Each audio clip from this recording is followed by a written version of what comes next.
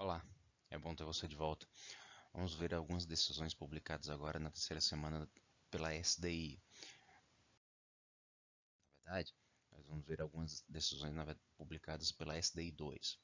A primeira delas é o recurso ordinário de mandado de segurança 10492. Inicialmente se tem a confirmação da tese que a jurisprudência dessa corte já teve o entendimento de que a procuração com poderes específicos para o ajuizamento de reclamação trabalhista não habilita o advogado à impetração de mandado de segurança ou apresentação de ação rescisória. Esse é o primeiro elemento que vale verificar, no sentido dessa distinção entre a representação processual específica para a reclamação trabalhista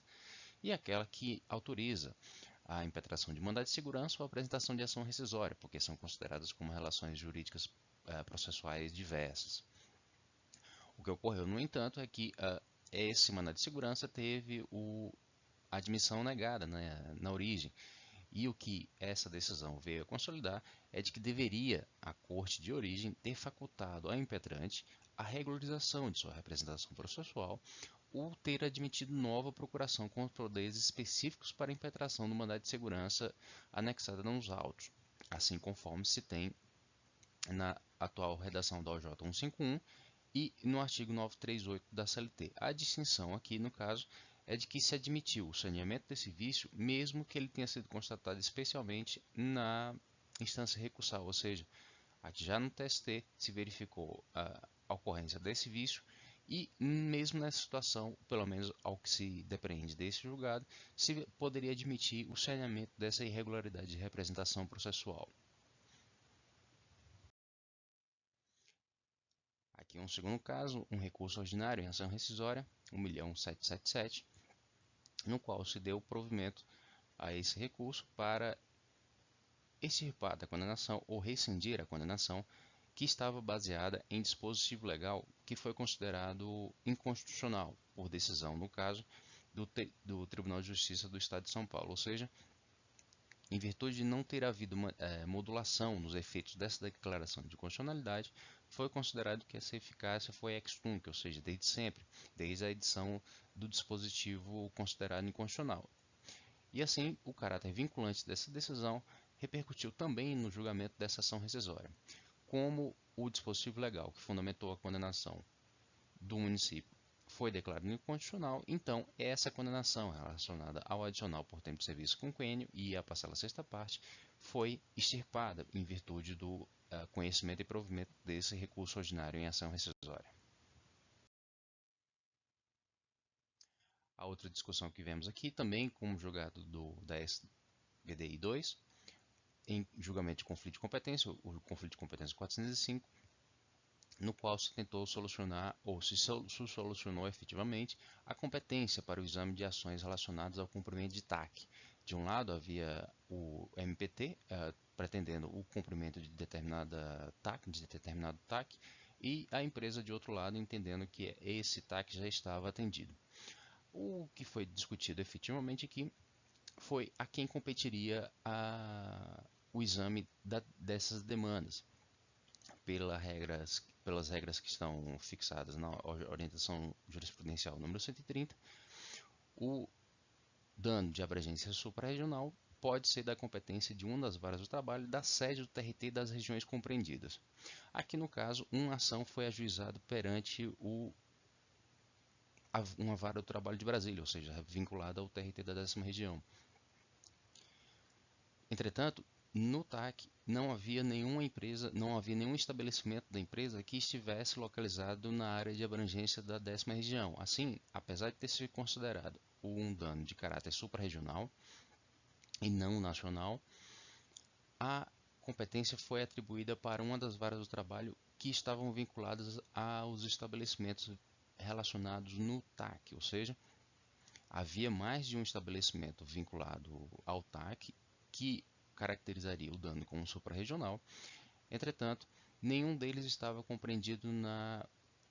abrangência do TRT perante o qual foi ajuizada a ação em questão, ou seja, dessa forma, qualquer das varas do trabalho, das sedes do TRT, das regiões abrangidas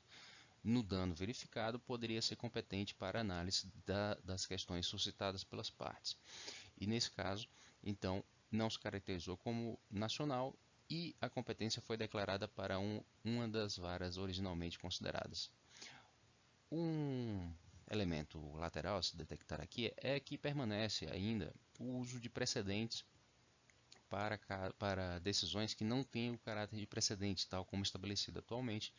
no CPC e na Instrução Normativa número 39, ou seja, é só uma advertência quanto a essa circunstância. Quando se falar de precedente, fale-se de precedente conforme estabelecido legalmente e mesmo nas instruções normativas do TST. De outra sorte, se forem só julgados avulsos que não têm esse caráter vinculante, como hoje se atribui a precedentes, é mais interessante que se faça referência a decisões ou a meros julgados anteriormente verificados. Uma outra decisão que identificamos agora, finalmente, sendo da SDI1, da SPDI1, refere à prescrição. E aqui a prescrição relativa a promoções.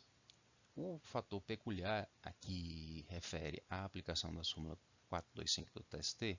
remete à circunstância de que o ato que está relacionado ao não reconhecimento ou à não concessão das promoções é anterior ao prazo prescricional de 5 anos, anterior ao juizamento da ação. No caso, e nesse julgamento dos embargos 2865, se explicitou que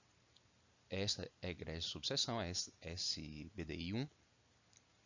firmou o entendimento de que o Instituto da Prescrição não tem o condão de expungir fatos ocorridos no período prescrito, de modo que, nesse caso, é possível o reconhecimento das promoções a que fazia juiz empregado em período anterior ao marco prescricional, devendo ser restringidos, porém, os seus efeitos financeiros, serão devidos apenas com relação às progressões do período imprescrito, ou seja, o ato original que caracterizou a lesão ao reclamante, ao trabalhador, remete a um período anterior ao marco prescricional, ou seja, a mais de 5 anos do ajuizamento da reclamação trabalhista em questão. O que se vem se desenhando nesse caso é a possibilidade do ajuizamento dessa ação com base em ato ocorrido há mais de 5 anos relacionado à não concessão de promoções. Entretanto, o deferimento das parcelas será relacionado apenas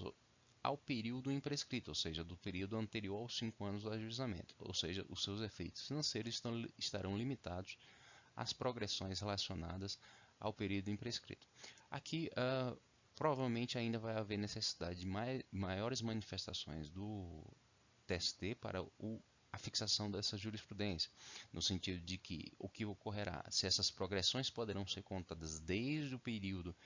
do original, ou seja, aquele que está fora do período prescrito, do período imprescrito, e essas progressões seriam acumuladas até se chegar ao período imprescrito, e esse período imprescrito seria o que efetivamente geraria o pagamento de parcelas não pagas até o momento, ou se as progressões deveriam ser concedidas apenas a partir desse período imprescrito. Essa é uma posição que vai ter que se fixar no decorrer de outros julgamentos.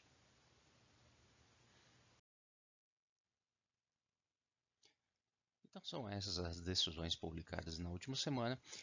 referidas à seção de dissídios individuais, seja da subseção 1 ou da subseção 2. Eu agradeço a atenção e nos vemos no próximo vídeo. Até mais.